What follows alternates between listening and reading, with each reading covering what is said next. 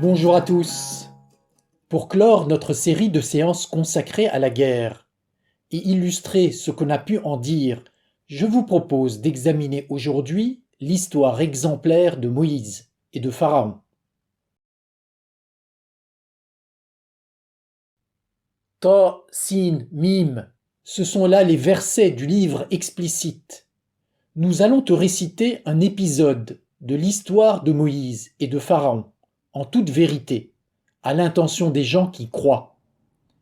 Le locuteur, qui s'exprime ici à la première personne du pluriel, peut être identifié à Dieu.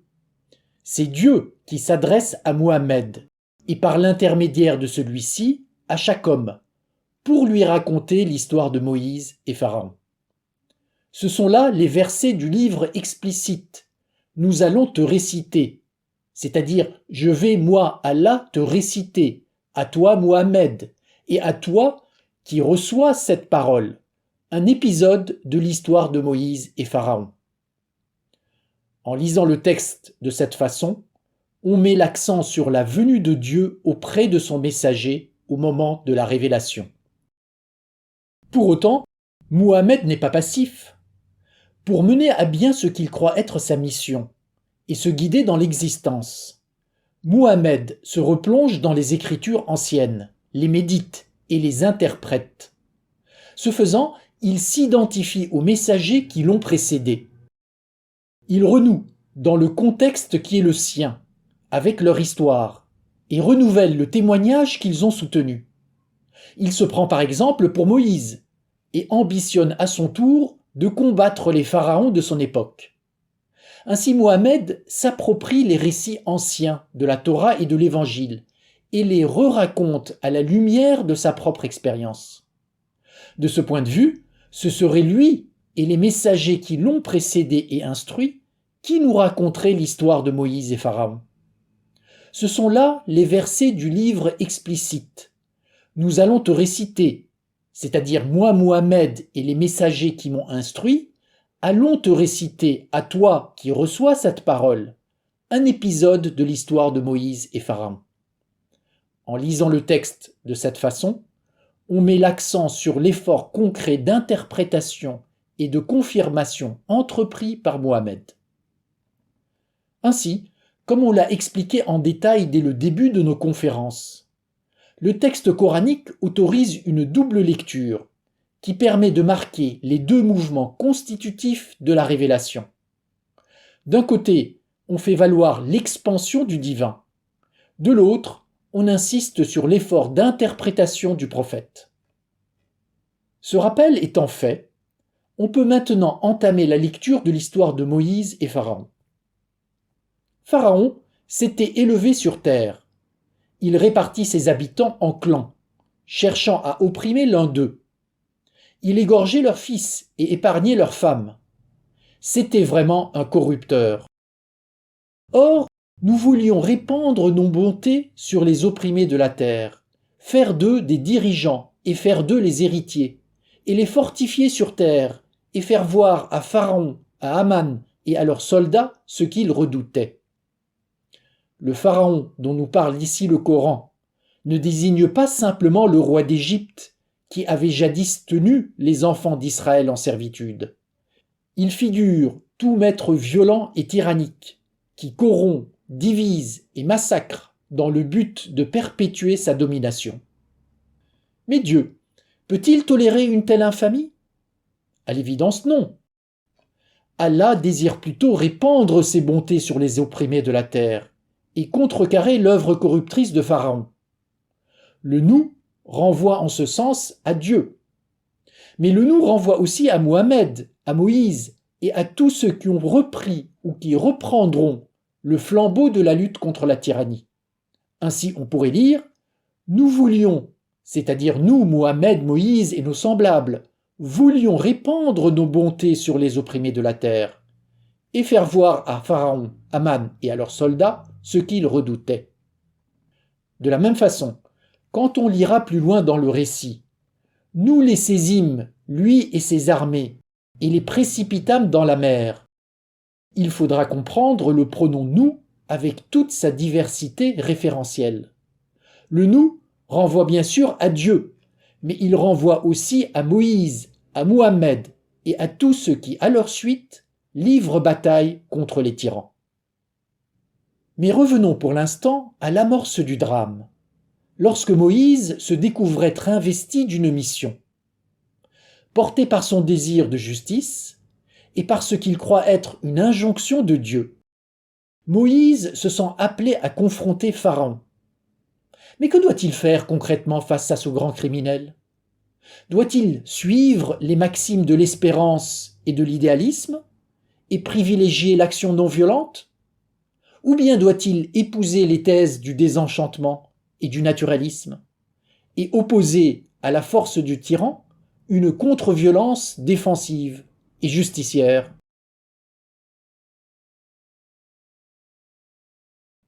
Pars, toi et ton frère, avec mes signes, sans faillir à mon rappel.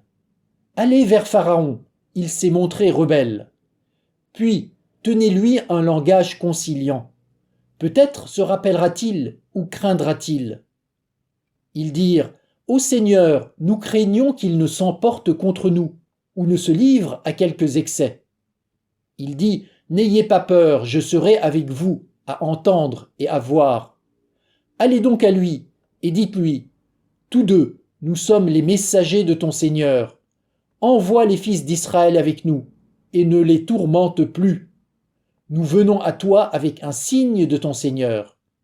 Paix soit sur qui suit la guidance. Il nous a été révélé que le châtiment est pour celui qui dément et se dérobe. À première lecture, ce passage peut se comprendre comme un appel à la patience et au dialogue. Moïse et son frère Aaron sont envoyés au-devant de Pharaon en messagers de paix.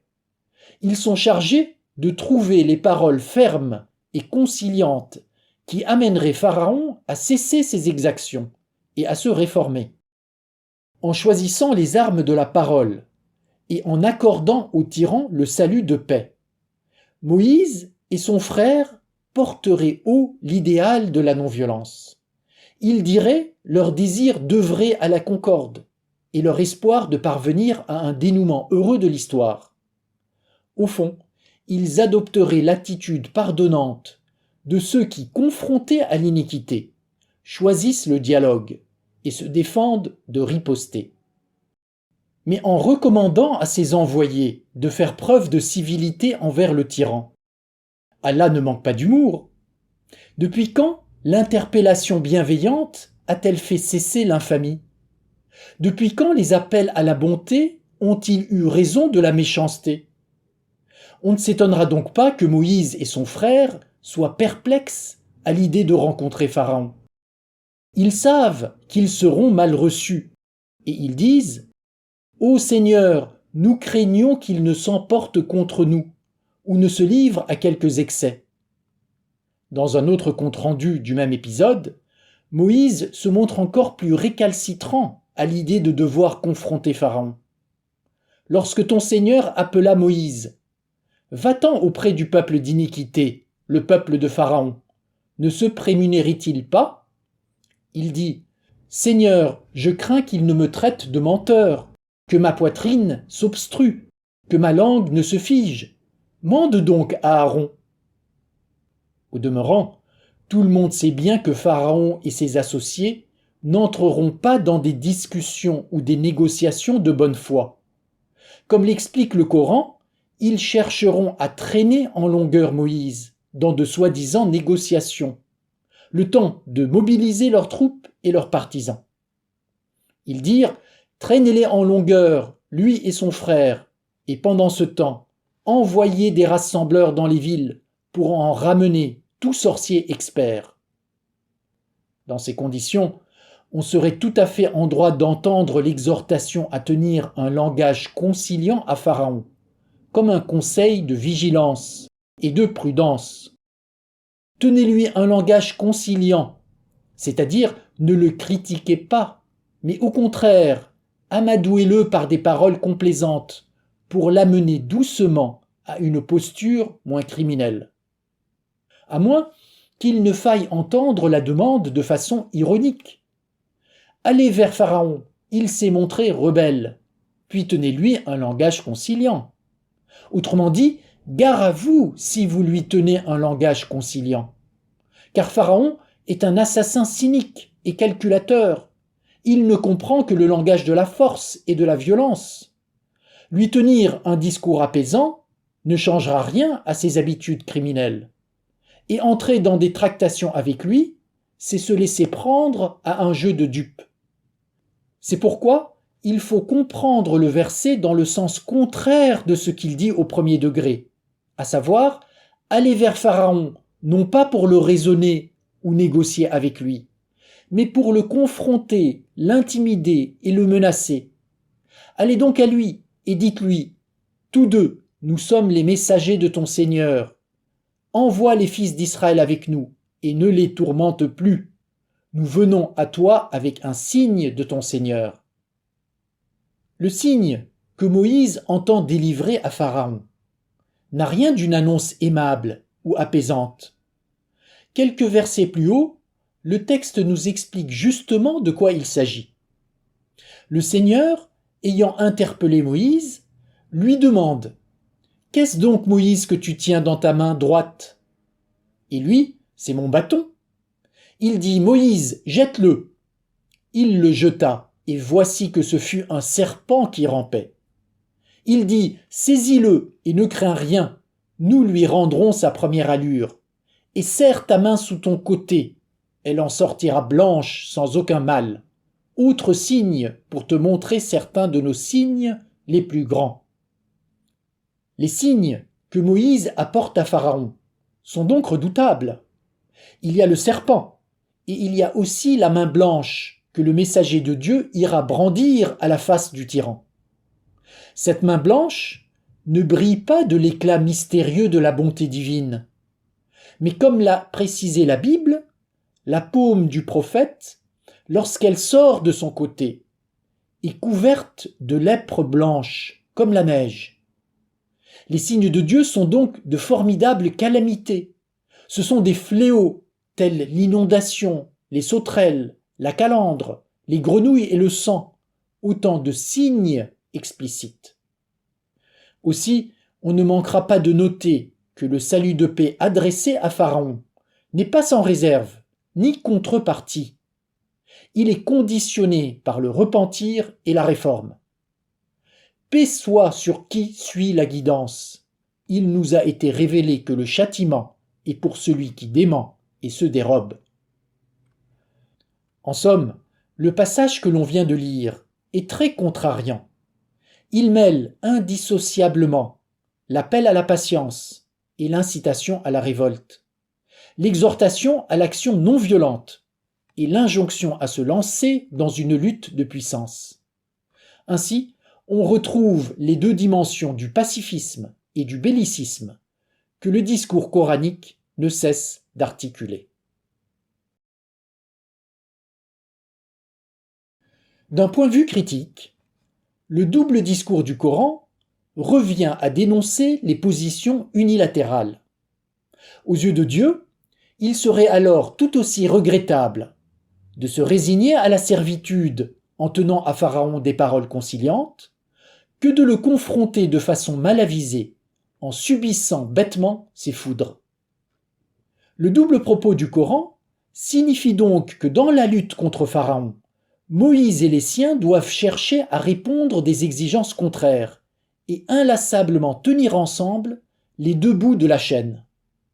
D'un côté, ils doivent affirmer la nécessité de la paix et tendre la main de la réconciliation à leurs ennemis. De l'autre côté, ils doivent prendre en compte le principe de réalité et ne pas oublier que la libération est parfois militaire avant d'être intellectuelle, sexuelle ou économique. L'un dans l'autre, les témoins d'Allah seraient portés à faire jouer froidement la logique du rapport de force, tout en cherchant à rejoindre, à la limite, la morale la plus haute. Il veillerait alors à ce que leur lutte au nom de Dieu soit fondée dans son principe, scrupuleuse dans ses moyens, et ordonnée au rétablissement de la paix et de la sécurité.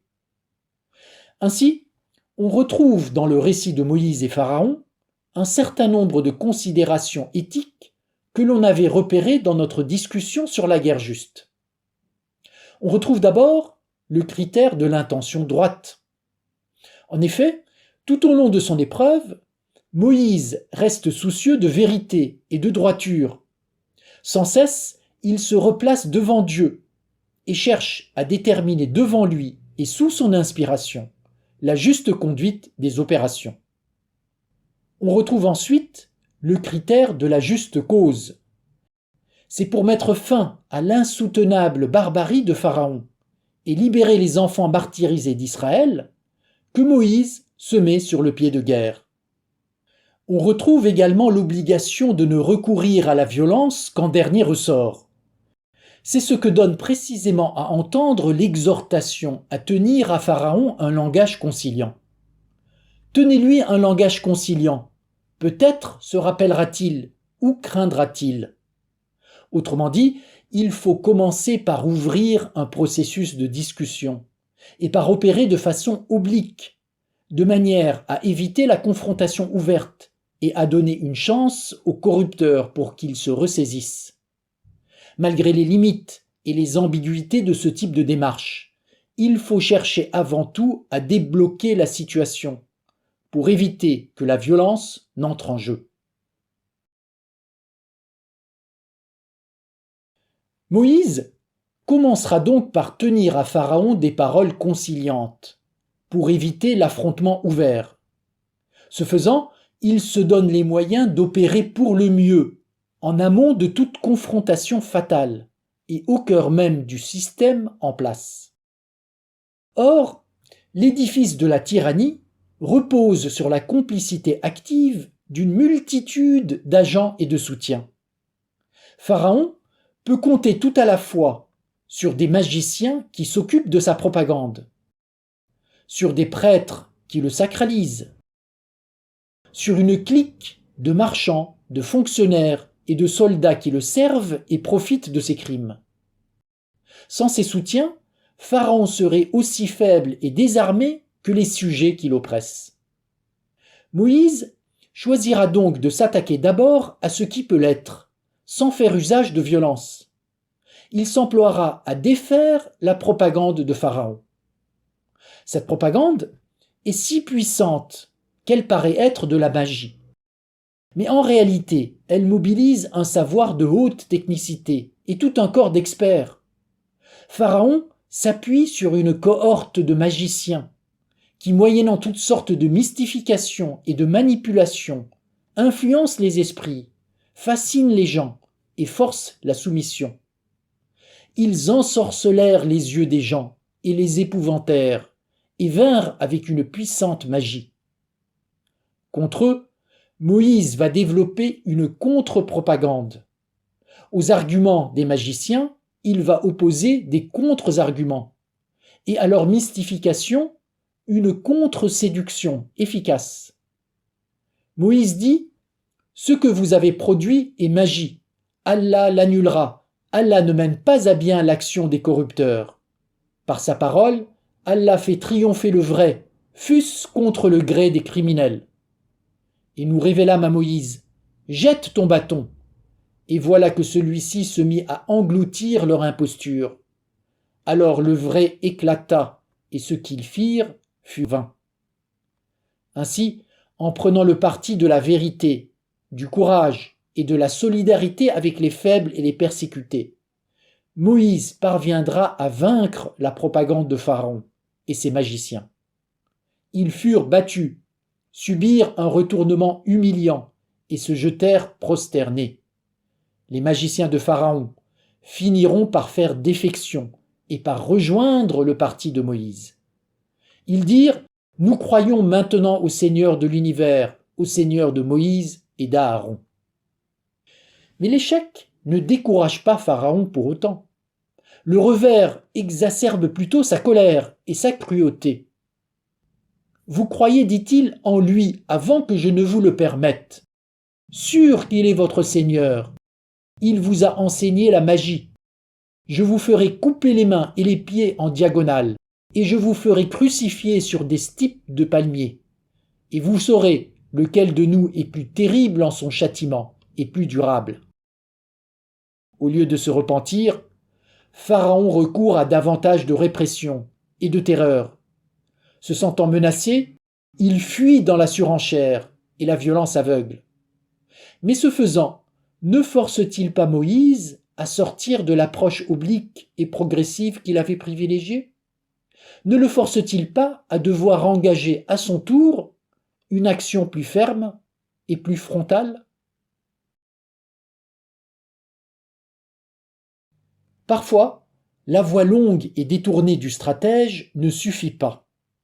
Pour mener à bien la lutte de libération, il faudra alors engager des actions d'éclat et se risquer dans des confrontations héroïques, où le verdict des armes devient décisif. Mais l'entreprise militaire ne tolère pas pour autant l'improvisation. Au contraire, elle demande une mobilisation totale, tout comme elle exige des opérations dans des domaines aussi différents que la logistique, la politique, l'économique ou la propagande. C'est pourquoi l'approche de longue durée que Moïse a commencé par privilégier reste essentielle. Sans elle, et sans la préparation qu'elle permet, la confrontation vitale serait désastreuse et son héroïsme dangereux. Aussi, Moïse ne se décidera à livrer bataille qu'après avoir aménagé les conditions de succès de la guerre et avoir œuvré jusqu'à ce que la situation lui offre le plus de potentiel. Il attendra encore que l'occasion se présente.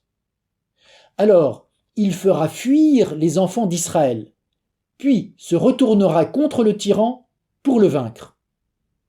Nous laissâmes les fils d'Israël passer la mer. Pharaon et ses armées les poursuivirent dans l'imprudence et l'agression. Mais la noyade le rattrapa. Nous les jetâmes dans le flot.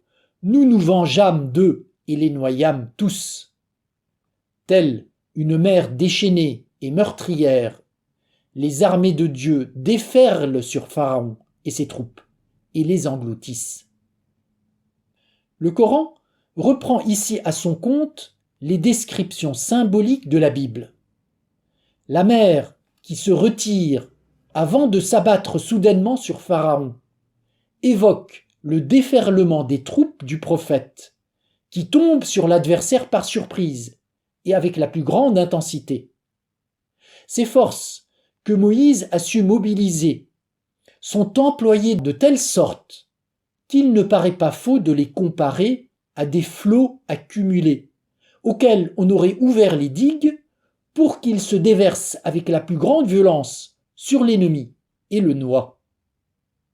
Ce que le Coran nous révèle ainsi au sujet des opérations militaires de Moïse nous renseigne sur la façon dont Mohammed opérait lui-même dans les combats qu'il menait contre les empires de l'idolâtrie. La métaphore de la mer qui déferle évoque en ce sens le flot impétueux des armées arabes que Mohammed promet d'envoyer contre les pharaons de son époque.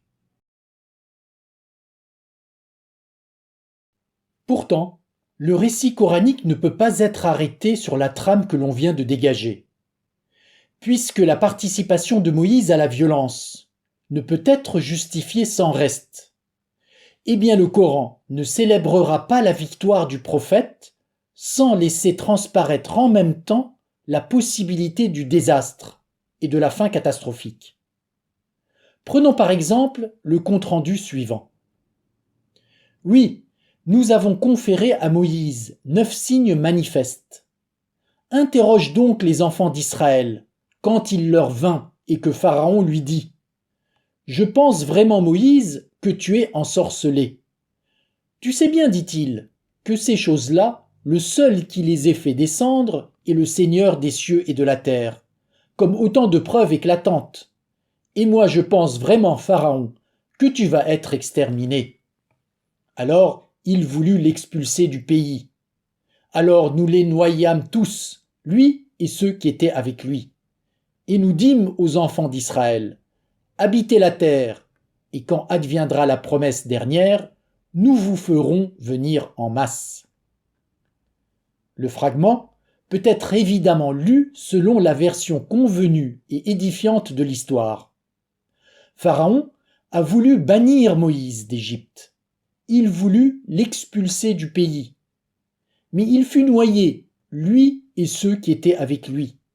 Puis, la terre fut donnée en héritage à Moïse et aux enfants d'Israël. Mais le texte peut aussi être lu différemment. En effet, si l'on s'en tient à la stricte logique grammaticale, on pourrait attribuer le pronom sujet « il » de l'énoncé « il voulut l'expulser du pays » à Moïse, puisque c'est Moïse qui s'exprime juste avant. Auquel cas, il faudrait comprendre que c'est Moïse qui a voulu chasser Pharaon du pays après l'avoir menacé. Il, c'est-à-dire Moïse, voulut l'expulser, c'est-à-dire expulser Pharaon du pays. C'est d'ailleurs ce que comprennent les notables du royaume d'Égypte. Ils disent à Pharaon, « Il veut nous faire sortir de nos terres pour accaparer la grandeur en ce pays. » Du coup, si l'on poursuit encore la lecture sans modifier la cohérence grammaticale, on comprendrait que Moïse et les siens finissent balayés par les flots de la violence, au même titre que Pharaon. Nous, c'est-à-dire Dieu, les noyâmes tous, lui, Moïse, et ceux qui sont avec lui.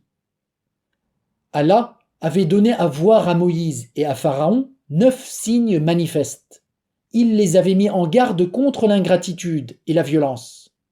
Eh bien, puisque ces derniers ne veulent rien entendre, Allah met maintenant à exécution ses menaces. Il laisse la maladie, la faim et la guerre ravager le royaume d'Égypte. Puis, il donne la terre aux rescapés, aux survivants parmi les enfants d'Israël.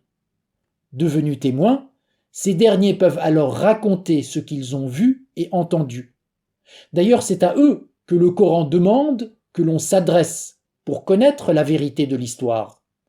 Interroge donc les enfants d'Israël quand Moïse leur vint. En laissant affleurer au cœur du récit traditionnel la possibilité d'une fin catastrophique et contraire au sens convenu, le Coran veille à préserver le paradoxe de Dieu et le mystère des fins dernières. Il laisse l'issue du drame en suspens, de manière à ne pas clore le débat portant sur le divin. Mais l'ambiguïté du récit véhicule aussi un avertissement moral. Si Moïse et Pharaon sont également susceptibles d'attirer sur eux la colère de Dieu, c'est parce qu'ils se sont tous deux compromis dans la violence. En ce sens, la rectitude commanderait de ne pas céder à la tentation du recours aux armes et de persévérer jusqu'au bout dans la voie longue et oblique de la lutte non violente. Dans l'ensemble, on retrouve bien dans l'écriture fragmentaire de l'histoire de Moïse et dans les multiples répétitions auxquelles cette histoire donne lieu, la compréhension que nous avions dégagée lors de nos analyses sur la guerre. Si Moïse s'engage au nom de Dieu dans la lutte armée contre Pharaon pour délivrer les enfants martyrisés d'Israël, il le fait dans l'inconfort moral et loin de toute certitude triomphante. Il ne pense pouvoir réussir et éviter le désastre qu'à condition de mériter l'agrément de Dieu et d'obtenir son pardon. C'est pourquoi il fera tout pour que le conflit dans lequel il est impliqué soit édifiant, qu'il soit le moins dévastateur possible et qu'il favorise autant que faire se peut l'avènement de cet environnement nouveau d'unité, de liberté et de paix auquel il aspire. Dans ces conditions, Pharaon ne serait plus simplement un criminel qu'il faut confronter, combattre et détruire, mais un homme égaré qu'il faut convertir, amener au repentir et disposés au pardon de Dieu. Cette ambition peut paraître folle, mais elle est au cœur du témoignage véridique, quand bien même celui-ci déborderait dans la démesure ou la violence. C'est ce que rend explicite un énième compte-rendu de l'histoire de Moïse et Pharaon. Nous fîmes franchir aux fils d'Israël la mer. Pharaon et ses armées les poursuivirent dans l'imprudence et l'agression. Mais la noyade le rattrapa. Alors il dit : je crois qu'il n'y a d'autre divinité que celle en qui croient les fils d'Israël. Moi je suis de ceux qui se soumettent. À présent, alors qu'auparavant tu étais rebelle et semeur de corruption ? Aujourd'hui cependant, nous te sauvons en ton corps, afin que tu sois un signe pour ceux qui viennent après toi, même si beaucoup d'entre eux restent indifférents à nos signes. Ici, Pharaon se convertit in extremis, tout comme ses magiciens l'avaient fait avant lui, et il est sauvé pour un temps. N'est-ce pas là le plus beau signe que Moïse pouvait révéler au nom de Dieu ? Ainsi, la question du pardon, de sa nécessité et de ses modalités se découvre être au cœur de l'engagement véridique et au fondement de la réussite des croyants. C'est à cette question que je vous propose de consacrer notre prochaine réunion. Aussi, je vous donne rendez-vous prochainement à ce sujet et je vous remercie pour votre écoute.